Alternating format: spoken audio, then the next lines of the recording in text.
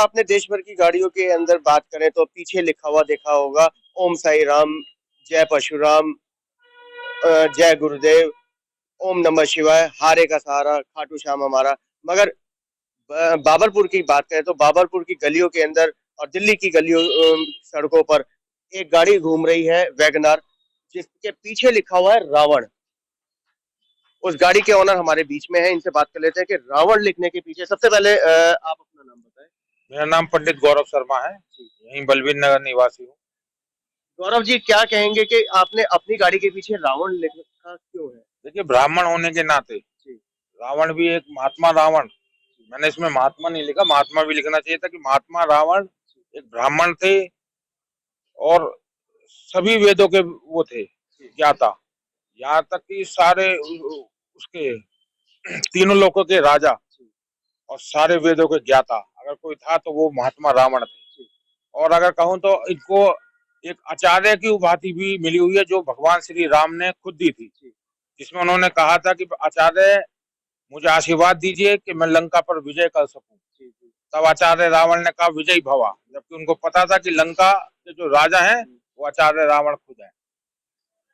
तो इसके मतलब आपने उनकी अच्छाइयों को देखते हुए यहाँ पर रावण का अपना लिखवाया। बिल्कुल, अच्छाइयों को भी देखते हुए और ब्राह्मणता को भी, वाद को भी देखते हुए मैंने शुरू से ही सोच रखा था कि कभी कार लूंगा तो उसके पीछे रावण ही लिखवाऊंगा। तो कितने साल हो गए ये लिखे हुए? गाड़ी कब? ये अभी गाड़ी 1 साल हुई है, तो उसके कुछ दिन बाद ही मैंने लिखवा दिया था।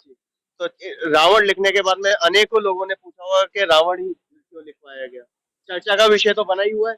चर्चा का विषय बना हुआ है। बहुत से लोग कहते हैं जी रावण के भक्त हैं, कोई कहते हैं ब्राह्मण है इस वजह से लिखवाया हुआ है, और मैंने उनकी अच्छाइयों की वजह से लिखवाया हुआ है।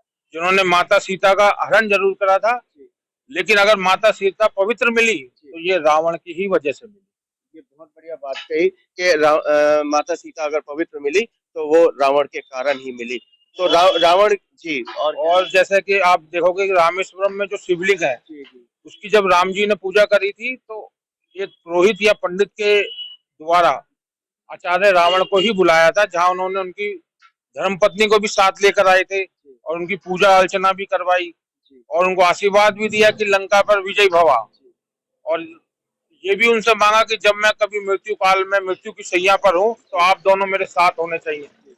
तो ये सारी अच्छाइयां थी, वरना कोई अपने ऊपर विजय का आशीर्वाद कैसे दे देगा। बिल्कुल ठीक। तो ये महात्मा रावण की एक अच्छाई थी, और उससे बड़ा ना योद्धा था ना उससे बड़ा कोई पंडित था।